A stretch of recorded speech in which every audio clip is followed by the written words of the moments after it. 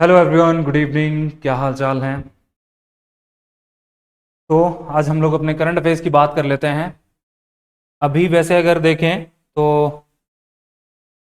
एक न्यूज़ जो है बहुत ज़्यादा फ्लोट हो रही है टेलीग्राम को लेके। ठीक है, कि टेलीग्राम बैन होने वाला है, ऐसा कुछ चल रहा है। But still we don't know about it. आप लोग क्या कर सकते हो कि हम लोगों ने अपने व्हाट्सएप चैनल का, ठीक है, प्लस में जो तेज सिविल्स एडटेक ऐप एप्लीकेशन है जो अपनी, ओके, तेज सिविल्स एडटेक एप्लीकेशन मिल जाएगी आपको प्ले स्टोर पे। आप वो डाउनलोड कर सकते हो। कोई भी प्रोग्राम नहीं रुकेगा, या फिर इवन जो फ्री इनिशिएटिव है जैसे अपने करंट अफेयर्स हैं डेली, उनकी जो पीडीएफ्स हैं, या फिर जो हमारे करंट अफेयर्स का जो क्विज आता है, या फिर अगर बात करें जो राजस्थान जीके का क्विज आता है, ठीक है, या फिर जो न्यूज़पेपर्स की जो कटिंग्स या न्यूज़पेपर से जो मेंस प्रैक्टिस क्वेश्चंस आते हैं, वो भी सारी चीज़ें आप लोगों को एप्लीकेशन के ऊपर मिलेंगे। या फिर जो हमारे यूट्यूब वीडियो का लिंक है वो भी वहाँ पे आपको मिल जाएगा। ठीक है, तो कोई टेंशन वाली बात नहीं है। बट हाँ, ये है कि टेलीग्राम जो है बहुत अच्छा प्लेटफॉर्म था, मतलब चीज़ों को ईजीली करने के लिए। सारी चीज़ें जैसे क्विज हो गया या फिर पीडीएफ शेयर करना, वो सारी चीज़ें इजीली हो पाती थी और स्टूडेंट से कनेक्ट करने के लिए कंफर्टेबल था। बट लेट्स सी क्या होता है जैसा भी गवर्नमेंट स्टेप लेती है। तो अभी करंट अफेयर्स की बात कर लेते हैं। तो ये भी एक करंट अफेयर्स की न्यूज ही थी, बट हमारे एग्जाम के लिए रेलिवेंट नहीं है। बट हाँ, एग्जाम में इसलिए रेलिवेंट हो जाता है क्योंकि टेलीग्राम पे सारी चीजें हैं अपनी। ओके, अभी क्या है कि इंडिया जापान का 2+2 मिनिस्ट्रियल डायलॉग हुआ। कहां पे हुआ? न्यू दिल्ली में हुआ। ओके, 2+2 की ये थर्ड मीटिंग थी। अब यहां पे जो हमको याद रखना है या एग्जाम के लिए रेलिवेंट है, चाहे वो प्रीलिम्स से रिलेटेड या फिर मेन से रिलेटेड, वो इस तरीके से हमें पता होना चाहिए कि 2+2 का एक तो क्या मतलब होता है। 2+2 का अगर मतलब की बात करें कि ये हमारा क्या है, डिप्लोमेटिक डायलॉग्स होते हैं।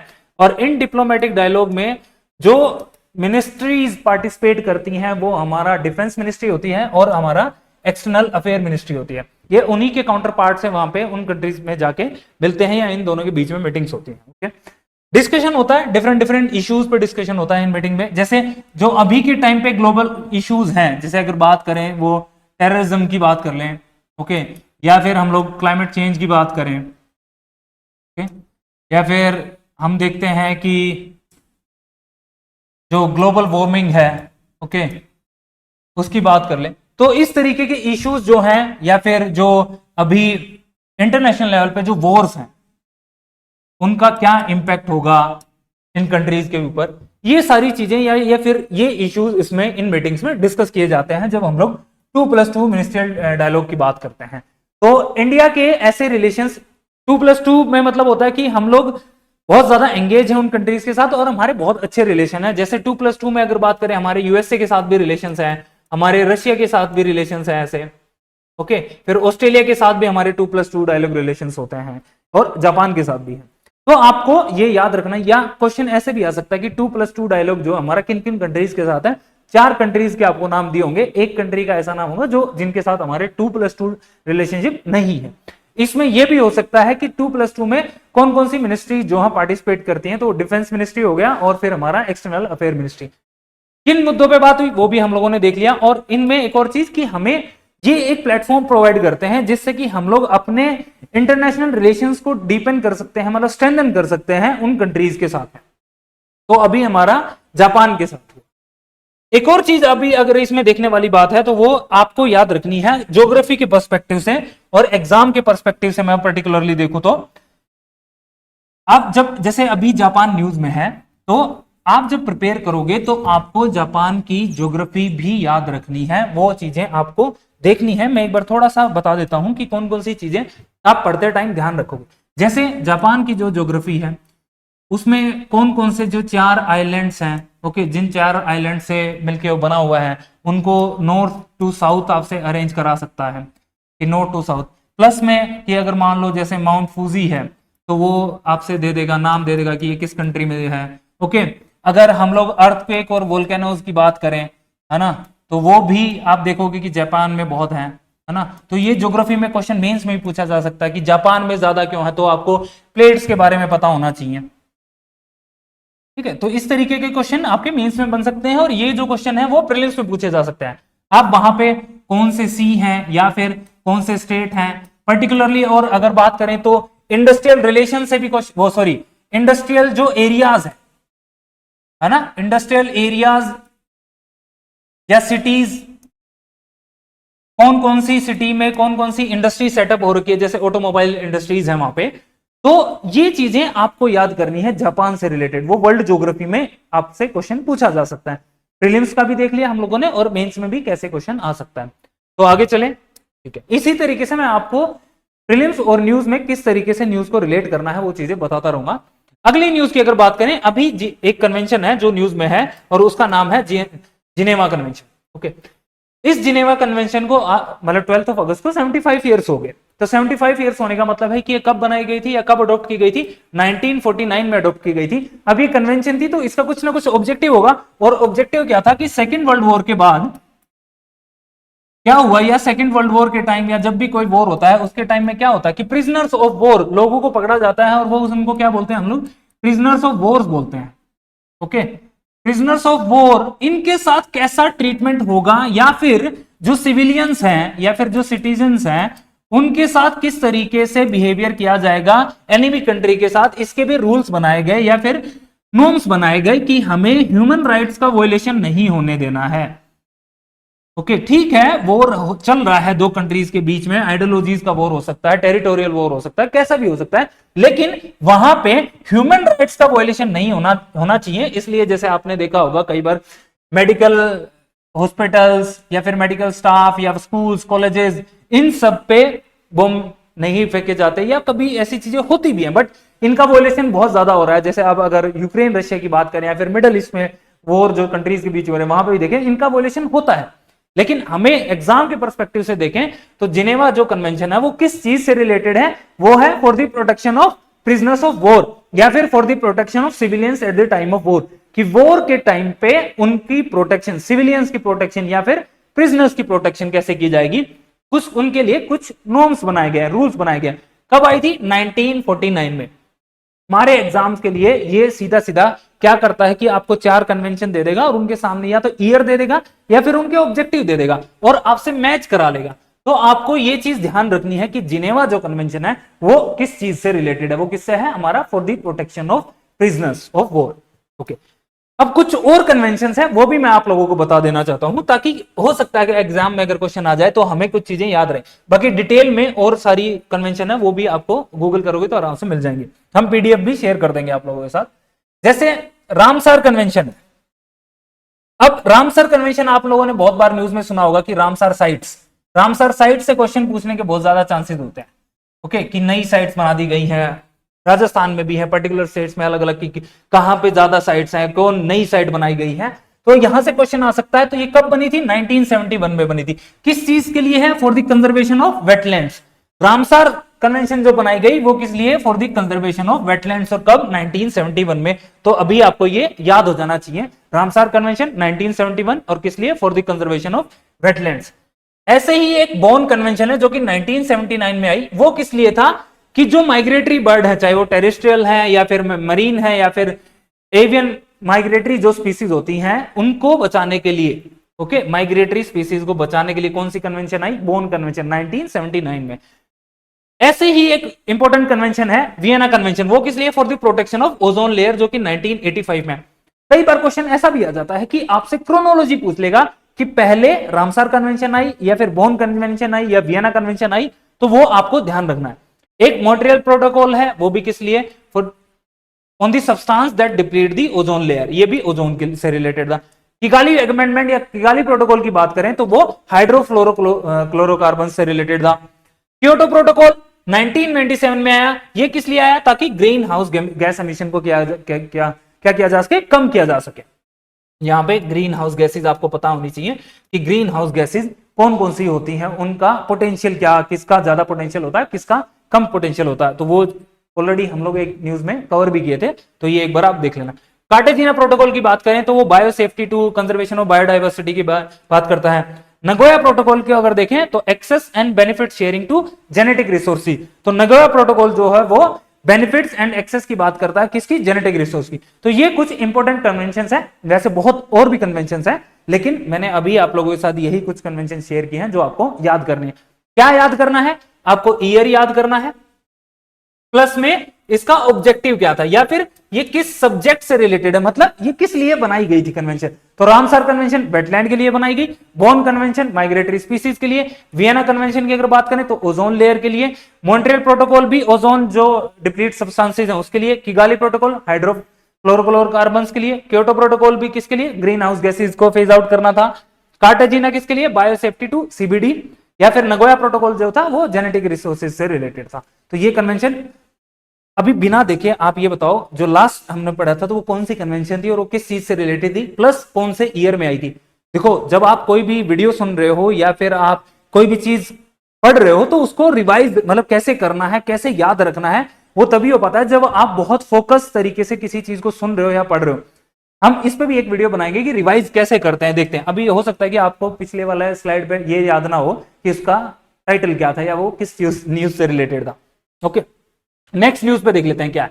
अभी इंडिया और ऑस्ट्रेलिया ने मिलकर एक इनिशिएटिव स्टार्ट किया है और उस इनिशिएटिव का नाम है राइज एक्सेलरेटर। ओके, क्या नाम है, राइज एक्सेलरेटर। किस किसने किया है, इंडिया और ऑस्ट्रेलिया ने। अब भाई ये एक इनिशिएटिव स्टार्ट किया तो किस लिए क्या हो गया, कुछ ना कुछ तो ऑब्जेक्टिव होगा। क्या ऑब्जेक्टिव है कि स्टार्टअप्स और एमएसएमईज को इनवाइट किया गया कि ताकि एग्रीकल्चर में जो क्लाइमेट चेंज के कारण या फिर हम देखते हैं जो ग्लोबल वार्मिंग के कारण जो चैलेंजेस हैं उन चैलेंजेस को टैकल करने के लिए, किस लिए, ताकि मतलब क्या हो सके कि जो एग्रीकल्चर में हमारे जो चैलेंजेस हैं उन चैलेंजेस को टेक्नोलॉजी की हेल्प से क्या करना है, हमें डील करना है। ओके, तो ये इसलिए ये राइज एक्सेलरेटर बनाया गया है। अब इसका यूज आप कहां पे कर सकते हैं, हो सकता है प्रीलिम्स में आपसे डायरेक्ट क्वेश्चन ऐसा आ जाए कि राइज एक्सेलरेटर का ऑब्जेक्टिव क्या है, चार चीजें नीचे दी होंगी और आपसे ऑब्जेक्टिव पूछ लिया जाए, या फिर आपसे ऐसे पूछ लेगा कि राइज एक्सेलरेटर जो है वो किन कंट्रीज के बीच का इनिशिएटिव है, तो वो किसका है, इंडिया और ऑस्ट्रेलिया का बीच का है। ये आपको ध्यान रखना है। कंट्रीज का देख लिया हमने, ऑब्जेक्टिव देख लिया। अब मेंस में अगर आता है क्वेश्चन, अगर मेंस में एग्रीकल्चर का क्वेश्चन आता है और ऐसा क्वेश्चन आ जाए कि किस तरीके के इनिशिएटिव्स किए जाने चाहिए ताकि एग्रीकल्चर प्रोडक्शन को बढ़ाया जा सके, तो आप वहां पे इसको एज एन एग्जाम्पल कोट कर सकते हो। आप बता सकते हो कि हाँ, हमारे फार्मर्स को अगर अपनी इनकम को डबल करना है तो इस तरीके के इनिशिएटिव या फिर स्टार्टअप्स को क्या करना पड़ेगा, हमें इन्वॉल्व करना पड़ेगा अपनी एग्रीकल्चर में, या फिर एग्रीकल्चर में भी स्टार्टअप्स को प्रमोट करना है और ऐसे इनिशिएटिव्स की जरूरत है ताकि जो आज पे जो फार्मर्स जो चैलेंजेस फेस कर रहे हैं उन चैलेंजेस को डील किया जा सके। तो ये आप वैल्यू एडिशन के नाम पे ये एक एज एन एग्जांपल वहां पे दे सकते हो। ठीक है, क्लियर हो गया। हम लोगों ने देखा कि क्या है राइज एक्सेलरेटर में पर्टिकुलरली बात करें तो उसमें इंडिया और ऑस्ट्रेलिया का इनिशिएटिव है। एग्रीकल्चर में जो चैलेंजेस हैं उन चैलेंजेस को सोल्व करने के लिए स्टार्टअप्स और एमएसएमईज को इनवाइट किया गया ताकि उनको डील किया जा सके। इंडिया में कौन सा ऑर्गेनाइजेशन है जो इसको डील कर रहा है, पर्टिकुलरली आप देखोगे जो अटल इनोवेशन मिशन है और नीति आयोग। तो ये क्वेश्चन भी आपसे पूछा जा सकता है कि राइज एक्सेलरेटर में इंडिया की तरफ से कौन सी ऐसी ऑर्गेनाइजेशन है जो पार्टिसिपेट कर रही है, वो कौन है, नीति आयोग। तो ये आपको ध्यान रखना है। ओके, चलो आगे चलें। याद हो गया होगा आई थिंक आप लोगों को। अभी एक और चीज आप लोगों ने न्यूज में देखी होगी कि इंडिया और मलेशिया के जो रिलेशनशिप है वो अभी नेक्स्ट लेवल पे पहुंच गए। मतलब पहले क्या था, हमारे स्ट्रेटेजिक रिलेशनशिप थे, लेकिन अब क्या हो गया, कॉम्प्रिहेंसिव स्ट्रेटेजिक पार्टनरशिप हम लोगों ने उनके साथ कर ली। कॉम्प्रिहेंसिव का मतलब यहां पे सिंपली हो जाता है कि अब हम लोग क्या करेंगे कि अदर एस्पेक्ट्स में या फिर अदर एरियाज में भी हम उनके साथ पार्टनरशिप करेंगे, चाहे वो पॉलिटी की बात कर लो, चाहे वो इकोनॉमी की बात कर लो, चाहे फिर वो कल्चर, टेक्नोलॉजी, डिफेंस, या मतलब जितने भी एरियाज हैं उनमें हम लोग क्या कर रहे हैं, मलेशिया के साथ कोऑपरेशन कर रहे हैं या फिर पार्टनरशिप कर रहे हैं ताकि हम अपने रिलेशंस को क्या कर सकें, इंप्रूव कर सकें। अब हमें यहां पे मलेशिया में अपने रिलेशंस को इंप्रूव करने की क्यों जरूरत है, क्यों, क्योंकि हमने आप लोग देखा होगा कि इंडो पैसिफिक रीजन में हमें क्या करना है, अपनी प्रेजेंस को इंप्रूव करना है। हमें वहां पे जो चैलेंजेस हैं, सबसे बड़ा चैलेंज क्या है, चाइना। चाइना को काउंटर करने के लिए हमें जो हमारी नेबरिंग कंट्रीज हैं उनसे क्या करना पड़ेगा, हमें अपने रिलेशंस को इंप्रूव करना पड़ेगा। और वैसे भी हमारे मलेशिया के साथ आप लोगों ने जब आपने हिस्ट्री पढ़ी होगी, एंशिएंट हिस्ट्री भी पढ़ी होगी, तो चोला एम्पायर देखा होगा, चोला डायनेस्टी देखी होगी, तो उनके भी उस टाइम पे वहां पे रिलेशंस हुआ करते थे। इस तरीके से चोला एम्पायर का एक्सपेंशन था। ओके, तो ये हम लोग देखते हैं कि इंडिया मलेशिया के साथ हमारी कॉम्प्रिहेंसिव स्ट्रेटेजिक पार्टनरशिप क्या हो रही है, इंप्रूव हो रही है। अब जब मलेशिया न्यूज में आ गया तो हमें ये भी बात पता होनी चाहिए, ये तो हम लोगों ने मेन से रिलेटेड बात कर ली, लेकिन प्रीलिम्स में क्या होगा कि हमें ये जो डिफेंस एक्सरसाइजेज हैं इनके नाम दे देगा और आपसे पूछ लेगा कि ये जो एक्सरसाइज है, ये जो डिफेंस एक्सरसाइज है किस कंट्री के साथ होती है। तो हरिमऊ शक्ति अगर न्यूज आती है तो आपको पता होना चाहिए वो क्या है, एक आर्मी एक्सरसाइज है और वो इंडिया और मलेशिया के बीच में होती है। ऐसे ही स्टिटमैक्स की अगर बात करें तो भी आप बता सकते हो इसमें क्या है, थर्ड कंट्री भी इन्वॉल्व है जैसे थाईलैंड भी है। ओके, फिर काकाडू, ये हमारी मल्टीनेशनल लेवल एक्सरसाइज है। तो ये तीन जो है हमारी डिफेंस एक्सरसाइज है जो कि हम लोग मलेशिया के साथ करते हैं। आप इसमें स्टिटमैक्स में थाईलैंड का भी नाम ध्यान रखिएगा। ओके, तो मलेशिया न्यूज में था इसलिए हमने देखा कि प्रीलिम से रिलेटेड क्या क्या चीजें यहां से पूछी जा सकती हैं।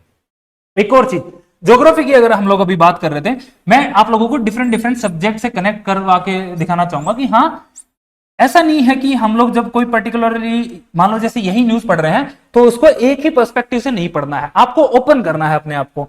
तो ये तो था कि हम लोगों ने IRK से बात कर लिया कि क्यों हमें काउंटर करना है, क्यों अपने रिलेशंस को इस एरिया में बढ़ाना है। लेकिन मैं अगर ज्योग्राफी की बात करूं तो आप देखोगे कि ये जो एरिया है, ये जो बेल्ट अब यहां पे देखोगे तो ये बहुत अर्थक्वेक प्रोन एरिया है या फिर वोल्केनिक प्रोन एरिया है। तो यहां पे ऐसे एक्टिविटीज क्यों होती हैं, ये हमसे मेंस में भी क्वेश्चन पूछा जा सकता है।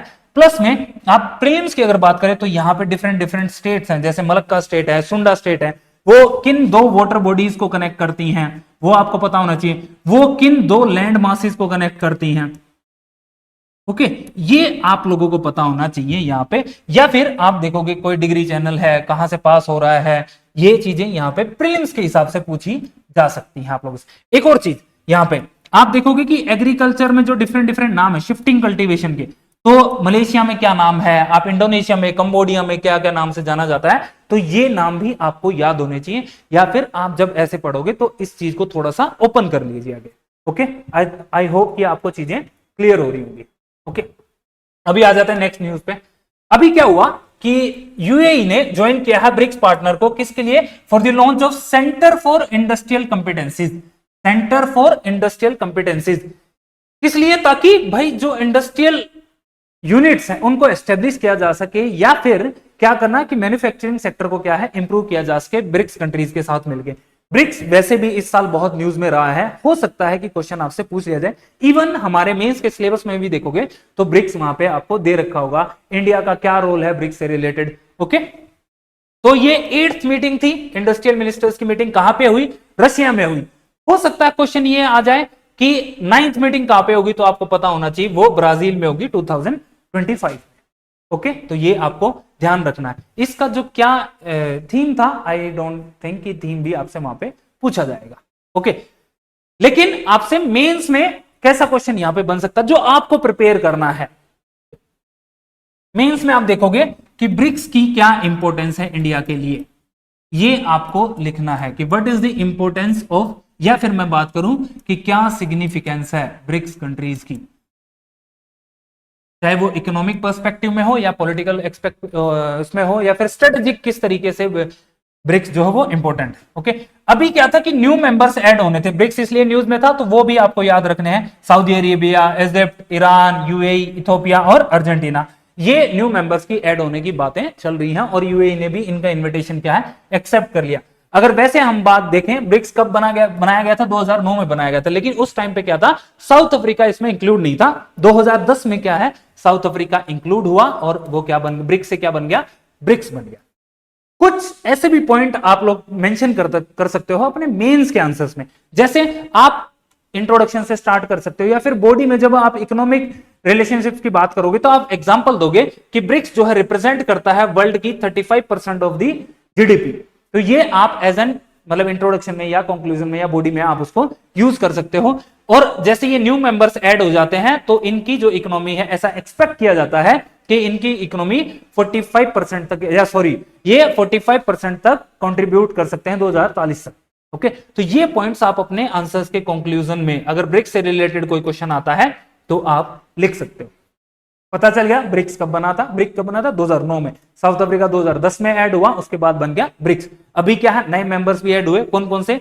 Saudi Arabia, Egypt, Iran, UAE, Ethiopia और अर्जेंटीना। तो ये आपको पता होना चाहिए। ब्रिक्स की जब बात आएगी तो आप अपने मेंस के आंसर में ब्रिक्स का मैप भी बना सकते हो, या फिर आप ऐसे वर्ल्ड का मैप बना के दिखा सकते हो कंट्रीज को, वो एक वैल्यू एडिशन का काम हो जाएगा। क्लियर हो गया? इससे रिलेटेड एक मैं क्वेश्चन आप लोगों से पूछता हूं कि कौन सा ऐसा बैंक है कौन सा बैंक है, वो आप कमेंट में करके बताओगे कि जो ब्रिक्स से रिलेटेड है या ब्रिक्स कंट्रीज ने मिलकर एस्टेब्लिश किया था, कौन सा बैंक है। नेक्स्ट न्यूज पे आ जाते हैं। अभी क्या हुआ कि मिनिस्ट्री ऑफ पावर ने 3 ऑनलाइन प्लेटफॉर्म्स लॉन्च किए। क्यों किए? ताकि पावर सेक्टर को क्या किया जा सके, उसकी एफिशिएंसी इंप्रूव की जा सके। ओके, पावर मिनिस्ट्री ने क्या किया? 3 ऑनलाइन प्लेटफॉर्म्स का लॉन्च किया। और हमारे जो यूनियन मिनिस्टर कौन है? वो है मनोहर लाल खट्टर, जो कि हरियाणा के सीएम भी रह चुके हैं। ओके, वो 3 कौन कौन से ऐसे प्लेटफॉर्म है जिसके कारण पावर सेक्टर में एफिशिएंसी को बढ़ाया जा सकता है? तो पहला जो था वो है प्रॉम्प्ट। ओके, प्रॉम्प्ट में बेसिकली क्या बात करता है? वो मॉनिटर करता है, वो ट्रैक करता है, रियल टाइम ट्रैक करता है। किसको? थर्मल पावर प्रोजेक्ट्स को, कि थर्मल पावर प्रोजेक्ट्स जो है उनकी कंस्ट्रक्शन में क्यों डिले हो रहा है, कितना कंस्ट्रक्शन हुआ है, किस किस रिसोर्सेज की जरूरत है। जैसे इंडिया में डिफरेंट डिफरेंट प्लेसेस पे डिफरेंट डिफरेंट पावर प्लांट्स होंगे, थर्मल पावर प्लांट्स होंगे, प्रोजेक्ट चल रहे होंगे, तो वो उनमें किस चीज की जरूरत है, क्यों कंस्ट्रक्शन डिले है, या कंस्ट्रक्शन कितना हो गया, कितना अभी बाकी है, तो वो सारी चीजें की अगर जानकारी चाहिए होगी तो इस पोर्टल से आपको प्राप्त हो जाएगी। ओके, फिर ऐसे ही हाइड्रो पावर डीपीआर एक और प्लेटफॉर्म बनाया गया, जिसमें वो चेक करेगा hydro power and pumped storage projects को। यहां पे क्वेश्चन कैसे आ सकता है ना, पता है? तीनों प्रोजेक्ट्स के मैच दे देगा और आपको मैच करा देगा। इधर आपको प्रोजेक्ट दे देगा या प्लेटफॉर्म दे देगा, और इधर आपका उनका ऑब्जेक्टिव आपसे पूछा जा सकता है। तो हाइड्रो पावर डीपीआर से क्या होगा कि स्टेटस चेक किया जाएगा, किसका? हाइड्रो पावर और पंप स्टोरेज प्रोजेक्ट्स का। डिजास्टर रिसोर्स इन्वेंटरी और पावर सेक्टर। ओके, डिप्स किस लिए बनाया गया? कि आप लोगों ने देखा होगा कई बार क्या होता है कि जैसे हमारी जो वेस्टर्न और कोस्टल ईस्टर्न कोस्टल स्टेट्स हैं या फिर नॉर्थ ईस्टर्न स्टेट्स हैं, वहां पे क्या है कि डिजास्टर्स की फ्रीक्वेंसी बहुत ज्यादा होती है। डिजास्टर्स जैसे बोले तो कि आपका साइक्लोन हो गया, फ्लड्स हो गया, आपका अर्थक्वेक हो गया, तो ये डिजास्टर्स के कारण क्या होता है कि पावर सप्लाई ठप हो जाती है। तो उसी पावर सप्लाई को रिस्टोर करने के लिए, ओके, उस पावर सप्लाई को रिस्टोर करने के लिए, या फिर जो मशीनरी वहां पे काम कर रही है, डिफरेंट डिफरेंट जो क्या बोलते हैं डिपार्टमेंट्स हैं या फिर ऑफिसर्स हैं, उनको कनेक्ट करना और फिर रियल टाइम इंफॉर्मेशन देना, वहां पे पावर सप्लाई को एस्टेब्लिश करना दोबारा से, वो किस तरीके, कौन से पोर्टल से किया जा सकता है? Disaster resource inventory for power sector. तो ये 3 हम लोगों ने देखे जो प्लेटफॉर्म्स बनाए गए हैं, ये ऑनलाइन प्लेटफॉर्म्स हैं। पहला कौन सा था? प्रॉम्प्ट। प्रॉम्प्ट का ऑब्जेक्टिव सिंपली क्या था कि रियल टाइम आपको बता रहा है कि जो थर्मल पावर प्रोजेक्ट्स हैं वो, तो उनका कंस्ट्रक्शन कितना हुआ, कितना काम बचा है, उसमें डिले क्यों हो रहा है, वो सारी चीजें। हाइड्रो पावर डीपीआर किसकी इंफॉर्मेशन देता है हमें? हाइड्रो पावर और पावर स्टोरेज प्रोजेक्ट्स की बात करता है। डिजास्टर रिसोर्स इन्वेंटरी हमें किसकी इंफॉर्मेशन देता है? कि वो जो पावर सप्लाई है उसको रिस्टोर करने में हेल्प कराने के लिए। तो ये हम लोगों ने, अब इनका यूज आप कैसे कर सकते हो? अगर इंफ्रास्ट्रक्चर के से रिलेटेड कोई क्वेश्चन आता है, अगर आपके मेंस में इंफ्रास्ट्रक्चर से रिलेटेड, क्योंकि हमारे सिलेबस में है भी वो, इंफ्रास्ट्रक्चर से रिलेटेड कोई मेंस में क्वेश्चन आया, तो आप इनका एग्जांपल वहां पे वैल्यू एडिशन के नाम पे मेंशन कर सकते हो कि मिनिस्ट्री ऑफ पावर ने इस तरीके के इनिशिएटिव लेके आए हैं ताकि पावर को वो रीइंस्टॉल किया जा सके या फिर एस्टेब्लिश किया। आगे आ जाते हैं, अब कुछ फैक्ट्स की और बात कर लेते हैं कि नेशनल साइंस अवार्ड अभी दिए गए, हमारी जो प्रेसिडेंट हैं द्रौपदी मुर्मू, उनके द्वारा क्या किया गया? नेशनल साइंस अवार्ड्स दिए गए। तो ये 4 कैटेगरी में दिए गए। पहली चीज तो स्टेटमेंट बना के ऐसा क्वेश्चन आ जाएगा कि कितनी कैटेगरीज में इस बार जो है नेशनल साइंस अवार्ड दिए गए? वो 4 कैटेगरीज में दिए गए। कितने लोगों को दिए गए? 33 साइंटिस्ट को ये साइंस अवार्ड दिए गए। ओके, किसके द्वारा दिए गए वो तो कोई इंपॉर्टेंट इतना ज्यादा नहीं है, नहीं भी पूछेगा, बट फिर भी याद रखना द्रौपदी मुर्मू जो कि हमारी प्रेसिडेंट है, किन कैटेगरीज में दिए गए और किसको मिला, वो जो हमें याद रखना है वो देखना है। अगर बात करें विज्ञान रत्न अवार्ड, ये भी एक कैटेगरी है, इसमें अगर बात करें तो ये अवार्ड दिया गया जिनकी आउटस्टैंडिंग लाइफ टाइम कॉन्ट्रीब्यूशन रहा है साइंस एंड टेक्नोलॉजी में। और वो किनको दिया गया, एक हमारे बायोकेमिस्ट रहे हैं गोविंदराजन पद्मनाभन, इनको दिया गया है। तो ये नाम आपको याद रखना पड़ेगा, क्या है, गोविंदराजन पद्मनाभन। इनको कौन सा अवार्ड दिया गया, विज्ञान रत्न अवार्ड। ओके, तो हमें ये याद रखना है। फिर एक साइंस टीम अवार्ड भी दिया गया। अब साइंस टीम अवार्ड आप सोचो कि इसरो से बेटर टीम कौन होगी साइंस में अगर बात करें। डीआरडीओ भी है, हम डीआरडीओ की वैसे ये नहीं कि डीआरडीओ उसके साथ कंपेयर कर रहे हैं, बट इसरो को ये अवार्ड दिया गया है और वो दिया गया है चंद्रयान 3 के लिए। किसके लिए दिया गया है, चंद्रयान 3 के लिए। अब चंद्रयान 3 भी न्यूज में आ जाता है, तो चंद्रयान 3 के बारे में आपको पता होना चाहिए कि इंडिया 4th ऐसा कंट्री है जिसने क्या किया है कि मून के सरफेस पे लैंड किया है। ओके, 4th ऐसा कंट्री किन के बाद की अगर बात करें तो वो यूएस, चाइना और रशिया। और पहला ऐसा कंट्री है जो इंडिया वो मून के साउथ पोल पे गया है। पहला ऐसा कंट्री है जो मून के साउथ पोल पे गया है। तो ये फैक्ट्स आपके, इसके लैंडर और रोवर की बात करें तो प्रज्ञान और विक्रम जो उनके नाम है वो भी हमें याद रखने हैं। फिर ठीक है, ये जीएसएलवी मार्क 3 जो जिसका नाम अभी चेंज कर दिया गया है, वो आप मुझे बताओगे कि जीएसएलवी मार्क 3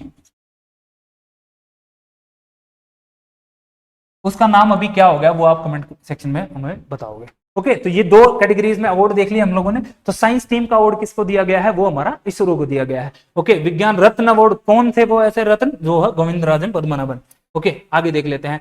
फिर एक विज्ञान युवा शांति स्वरूप भटनागर प्राइज दिया गया, और वो दिया गया कि जिनका हाईएस्ट कंट्रीब्यूशन रहा है, लेकिन वो यंग साइंटिस्ट को दिया गया है जिनकी एज अप टू 45 ईयर्स है। ओके, तो ये 18 ऐसे साइंटिस्ट को दिया गया है। तो इनके नाम जो है वो हमें याद करने की जरूरत नहीं है, बस हमें ये बात पता होनी चाहिए कि विज्ञान युवा तो मतलब यूथ को दिया गया पर्टिकुलरली। विज्ञान श्री अवार्ड की अगर बात करें तो ये 13 इंडिविजुअल्स या 13 साइंटिस्ट को दिया गया था, उनका भी जिनका कंट्रीब्यूशन साइंस एंड टेक्नोलॉजी की फील्ड में बहुत ज्यादा रहा है। ओके, तो ये भी हमें याद करने की जरूरत नहीं है। यहां पे सिर्फ हमें जो याद करना था वो ये था कि 4 कैटेगरीज में दिया गया, और जो पर्टिकुलर जैसे साइंस टीम अवार्ड किसको दिया गया, वो इसरो को दिया गया। ओके, तो ये देख लिया। मेंस में ऐसा क्वेश्चन बनना वैसे तो मुश्किल है, बट फिर भी अगर आपको कहीं पे भी लगता है कि हाँ मेंस में ऐसा क्वेश्चन आ सकता है, मान लो किसी अवार्ड के बारे में पूछ ले, तो ये चीजें आप वहां पे कोट कर सकते हो। आगे आ जाते हैं। ओके, एक स्कीम आई है पीएम जनमन मिशन। ओके, कौन सा मिशन है, पीएम जनमन मिशन। जब भी आप किसी भी स्कीम को पढ़ो या गवर्नमेंट कोई स्कीम लॉन्च करती है तो आपको कुछ चीजें याद रखनी है। वैसे तो वो ऑलरेडी मैं बता चुका हूं पिछली वीडियो में, बट फिर भी आप पिछले एक बार पीवाईक्यू उठा के देखना, मतलब प्रीवियस ईयर के जो क्वेश्चंस आप उठा के देखोगे तो आपको कुछ कुछ चीजें बहुत साफ साफ नजर आएंगी कि स्कीम से क्या पूछेगा। या तो आपसे ईयर पूछ लेता है, बहुत कम ऐसे चांसेस होते हैं जिसमें पर्टिकुलरली डेट ही पूछ ले, बट ईयर हाँ मेंशन कर सकता हूं। फिर उसका ऑब्जेक्टिव क्या, कि वो जो स्कीम बनाई गई है उसका ऑब्जेक्टिव क्या है, और उससे रिलेटेड उसके प्रोविजंस क्या क्या, कि उस स्कीम में क्या क्या प्रोविजंस हैं, या फिर उसके बेनिफिशियरीज कौन है, या फिर उस स्कीम में क्या क्या चीजें होंगी। जैसे पीएम जनमन की अगर हम लोग बात करें तो ये किन के लिए है, पीवीटीजीज के लिए है। किन के लिए है, पीवीटीजीज के लिए है। उनका होलिस्टिक डेवलपमेंट करने के लिए, कि उनको ट्राइबल वेलफेयर के लिए स्कीम बनाई गई है, जो हमारे पर्टिकुलरली वनरेबल ट्राइबल ग्रुप्स हैं उनके लिए है। और अगर इंडिया में बात करें तो वो कितने हैं, 75। एक बार आईएएस में ये प्रीलिम्स में क्वेश्चन पूछा भी गया था पीवीटी से रिलेटेड, जिसमें ये स्टेटमेंट था कि कितने नंबर ऑफ पीवीटीजीज इंडिया में है, तो 75 पीवीटीजीज हैं। आपको ये ध्यान रखना है। कितने डिस्ट्रिक्ट्स में या कितनी स्टेट्स में लॉन्च किया जाएगा वो हमारे लिए अभी इंपॉर्टेंट नहीं है, हमें वो याद रखने की जरूरत नहीं। ठीक है, बस हमें जनमन मिशन का ऑब्जेक्टिव याद रखना था। 2024 में अभी अगस्त में लॉन्च किया गया है इसको। ओके, इसमें क्या है, जैसे उनको घर सप्लाई, घर दिया जाएगा, या फिर वाटर सप्लाई, या फिर सड़क की बात कर लें, हॉस्पिटल की, स्कूल्स की, ये सारी मतलब कि होलिस्टिक डेवलपमेंट के लिए डिफरेंट डिफरेंट इनिशिएटिव्स इसमें लिए जाएंगे। प्रधानमंत्री जनजाति आदिवासी न्याय महाअभियान है ये। ओके, तो ये आपको याद रखना है।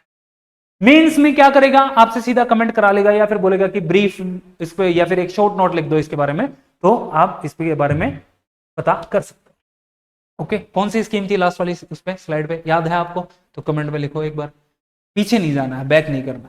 आप इससे पता चलता है कि आप कितनी चीजों को ध्यान से सुन रहे हो, कितने की नहीं सुन रहे हो। ओके, पीवीटीजीज कितनी है एक बार बताइए जरा। ठीक है, अब आ जाते हैं नेक्स्ट न्यूज पे। इंडिया यूएस का अभी bilateral supply security agreement in लोगों ने साइन किया। okay? दो कंट्रीज जैसे इंडिया और यूएसए ने क्या किया है कि अपना bilateral supply security agreement sign किया। ये जो एग्रीमेंट है ये नॉन बाइंडिंग है। पहली चीज तो ये कि ये नॉन बाइंडिंग है, बाइंडिंग नहीं है। अब ये जो एग्रीमेंट है किस लिए है कि ताकि सिक्योरिटी को एनहांस करने के लिए अगर किसी चीज की रिक्वायरमेंट है तो इस एग्रीमेंट के तहत ये एक दूसरी कंट्रीज को ये चीजें जो भी, जैसे वेपन की बात करें या मिसाइल्स की बात करें या इक्विपमेंट की बात करें या फिर टेक्नोलॉजी, तो ये एक दूसरे के साथ ट्रांसफर करेंगे। ओके, तो ये इस एग्रीमेंट में ये बातें हैं ताकि वो क्या कर सकें, इंडस्ट्रियल रिसोर्सेज को, ताकि नेशनल सिक्योरिटी के रिक्वायरमेंट्स के दौरान जो इंडस्ट्रियल चीजों की जरूरत है उसको वो सप्लाई कर सके।